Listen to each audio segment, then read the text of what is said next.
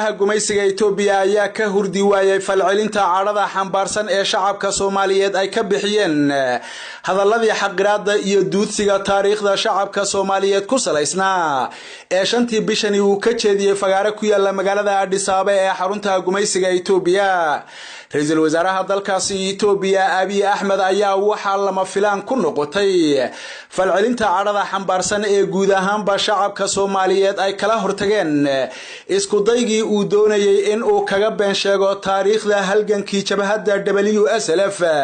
ay casharada lama ilaawaanka ah ugu dhigtay ciidamadii dhergiga ee gumaysiga Itoobiya. waxaana ra'iisul wasaaraha dalkaasi Itoobiya sida ay noogu warameen xubno ka tirsan maamulka dawladda deegaanka Soomaalida oo xiriir kala duwan la sameeyay mas'uuliyiinta dawladda deegaanka Soomaalida iyo madaxweynaha dawladda federaalka ah ee dalka Soomaaliya. sida loo xaqiijiyay ra'iisul wasaaraha gumaysiga Itoobiya abiye oo aan filaynin falcelinta cadhada xambaarsan ee guud ahaanba shacabka Soomaaliyeed ay ka bixiyeen isku daygii uu ku doonayay in uu ku xaqiro meeshana kaga saaro halgankii soo jireenka ahaa ee shacabka Soomaaliyeed una halgankii jabhadda WSLF uga dhigay duulaan ay Soomaaliya ku soo qaaday dalka Itoobiya. ayaa waxa uu ka codsaday mas'uuliyiinta dawladda deegaanka Soomaalida iyo madaxweyne Maxamed Cabdullaahi Farmaajo in xaaladda la dajiyo ujeedadiisuna ayna ahayn in uu shacabka Soomaaliyeed cadho geliyo balse hadalkaasi uu ahaa mid uu ku doonayay oo kaliya in uu shacabka Itoobiyaanka dib u xasuusiyo taariikhii kala duwanaa ee dalka Itoobiya uu soo maray iyo waliba xilliyadii adkaa ee shacabka Itoobiyaanka ay la kulmeen dagaalada kala duwan waa sida uu hadalka u dhigay. sida ay noo xaqiijiyeen mas'uuliyiinta aanu xogtani ka helay ee ka tirsan maamulka dawladda deegaanka Soomaalida abiye ayaa waxa uu soo jeediyay in xaaladda la qaboojiyo loona sheego shacabka in sida hadalka uu u dhigay ayna ahayn balse ujeedadiisu ay ahayd oo kaliya in fagaarahaasi uu kala hadlo shacabka Itoobiyaanka dibna uu xasuusiyo marxaladihii adkaa ee la soo maray. sida xogta aanu ku helay ra'iisul wasaaraha gumaysiga Itoobiya abiye ayaa waxa uu ku calacalay in ujeedada hadalkiisa si khaldan ah loo turjumay ayna siyaasadeeyeen dadana gaar leh waxaana uu ku dooday in uu yahay saaxiibka ugu dhow ee shacabka Soomaaliyeed sidaas darteedna aanu doonaynin marnaba in uu cadho geliyo shacabka Soomaaliyeed. abiye ayaa sidoo kale waxa laga soo sheegay in uu qirsan yahay taariikhda iyo waliba halgamadii kala duwanaa ee shacabka Soomaalida ogaadeen ay la soo galeen gumaysiga Itoobiya iyo waliba boqortooyooyinkii kala dambeeyay ee dalkaasi Itoobiya ka amar ku taagleynaya kuwaasi oo xasuuq iyo gaboodfal la joogta ku hayay guud ahaanba shacabka Soomaaliyeed ee ku hoos dulman gumaysiga Itoobiya. ra'iisul wasaaraha dalkaasi Itoobiya ayaa waxa uu ka dalbaday mas'uuliyiinta dawladda deegaanka Soomaalida in la xakameeyo hadallada xanafta iyo cadhada xambaarsan ee ka soo yeedhaya odayaasha halgamayaashii hore ee jabhaddii WSLF mas'uuliyiinta dawladda deegaanka Soomaalida mas'uuliyiinta jabhadda ONLF iyo guud ahaanba qaybaha kala duwan ee shacabka Soomaaliyeed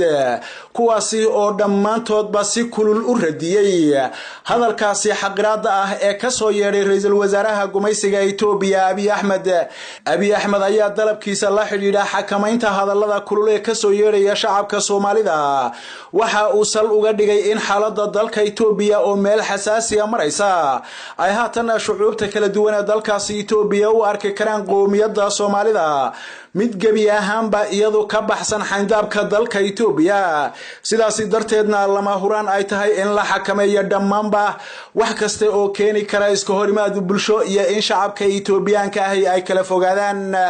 guud ahaanba qaybaha kala duwan ee shacabka Soomaaliyeed ayaa dal iyo dibadba waxa si weyn ay uga gilgisheen isku daygii xaqiraada taariikhda shacabka Soomaaliyeed uu ku doonayay ra'iisul wasaaraha gumaysiga Itoobiya in uu gabi ahaanba khadka kaga saaro isaga oo ku sheegay halgamadii kala duwanaa ee shacabka Soomaaliyeed ay u soo galeen gobonimo ka qaadashada gumaysiga Itoobiya duulaan dal shisheeye uu ku soo qaaday dalka Itoobiya. hadalladaasi aan laga fiirsanin ee ka soo yeeray ra'iisul wasaaraha gumaysiga Itoobiya ayaa waxa ay mideeyeen qulubta shacabka Soomaaliyeed waxaana si weyn shacabka Soomaaliyeed ay u muujiyeen dareenkooda wadaniyada xambaarsan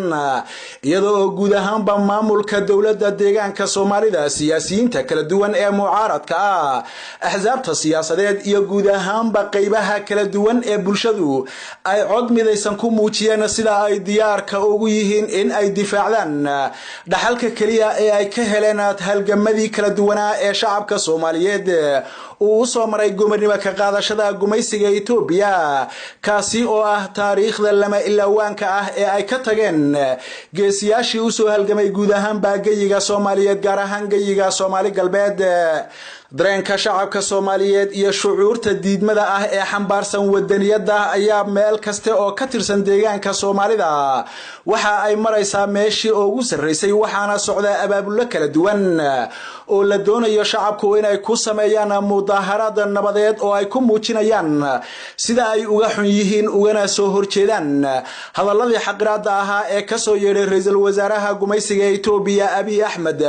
kaasi oo isaga oo u laab qaboojinaya dadka Highlanderska ama xabashida loo yaqaan ku sheegay halgankii gobonnimo doonka ahaa ee shacabka Soomaalida ogaadeen iyo mid dibadda dalkaasi Itoobiya laga soo qaaday lana doonayay in lagu qabsado qayb kamid ah dalka Itoobiya shacabka ku dhaqan guud ahaanba dawladda deegaanka Soomaalida iyo qurba joogta ayaa dareenkooda midaysan waxa uu gilgilay xafiiska ra'iisul wasaaraha gumaysiga Itoobiya taasi oo keentay in uu chief iyo joog badido si toosana uu ula soo xidhiidho mas'uuliyiinta kala duwan ee dawladda deegaanka Soomaalida gaar ahaan madaxweynaha dawladda deegaanka Soomaalida mudane Mustafa Maxamed Cumar kaasi oo haatan gobolka Liibaan ku maraya safar shaqo oo ugu kurgalayo xaaladda gobolka Liibaan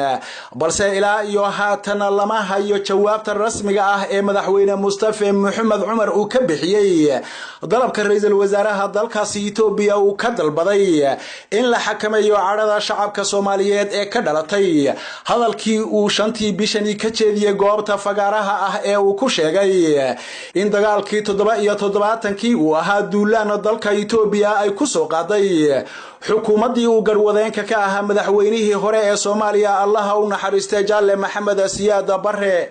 dhiiranaanta iyo wadaniyada shacabka Soomaaliyeed ay kaga falceliyeen hadalkii gafka taariikhiga ahaa ee ka soo yeeray ra'iisul wasaaraha dalkaasi Itoobiya ayaa sidoo kale iyaguna waxa ka dhidhiyay qoomiyadda Oromada oo uu ka soo jeedo ra'iisul wasaaraha dalkaasi Itoobiya abiye kaasi oo ay ku tilmaameen in gebi ahaanba aanu ka turjumaynin dareenka iyo rabitaanka shacabka Oromada balse uu yahay mid ka turjumaya xukunka dalkaasi Itoobiya ee uu haatan isagu ku fadhiyo kaasi oo uu ku raali gelinayo qoomiyadda Axmaarada oo iyadu taageero buuxda u haysa hogaaminta ra'iisul wasaaraha dalkaasi Itoobiya abiye kaasi oo sida muuqata haatan isagu ku shaqeeya siyaasadda cunsuriyadda iyo sareynta ku dhisan ee qoomiyadda Axmaarada dhinaca kale kooxaha xagjirka ah ee qoomiyadda Axmaarada ayaa waxa ay bilaabeen weeraro aflagaada ah oo ay ku qaadayaan madaxweynaha dawladda deegaanka Soomaalida iyo xukuumaddiisa iyaga oo ku sheegay madaxweyne Mustafa Maxamed Cumar in uu yahay mid khaa'in ah oo meel kaga dhacay taariikhda soo jireenka ah ee dalka Itoobiya iyo halgamadii kala duwanaa ee shacabka Itoobiyaanka ah ay la galeen dawladihii banaanka kaga soo duulay sida dagaalkii 77 oo ay sheegeen in ay dawladda Soomaaliya ku soo qaaday waxayna ku eedeeyeen madaxweyne Mustafa Maxamed Cumar in uu fulinayo siyaasadda Soomaali weyn iyo waliba in uu adeegayo dalka Soomaaliya isaga oo gebi ahaanba meesha ka saaray kamid ahaanshihii deegaanka Soomaalidu oo kamid ahaa dalka Itoobiya waa sida ay hadalka u dhigeen kooxaha xagjirka ah ee qoomiyadda Axmaarada ayaa aflagaadada iyo weerarada joogtada ah ee ay ku hayaan madaxweynaha dawladda deegaanka Soomaalida waxa ay u adeegsanayaan warbaahinta kala duwan iyo baraha bulshadu ay ku kulanto sidoo kalena waxa qaar kamid ah aqoon-yahanka qoomiyadda Axmaaradu ay warbaahinta dawladda dalkaasi Itoobiya si cad ula soo fadhiisteen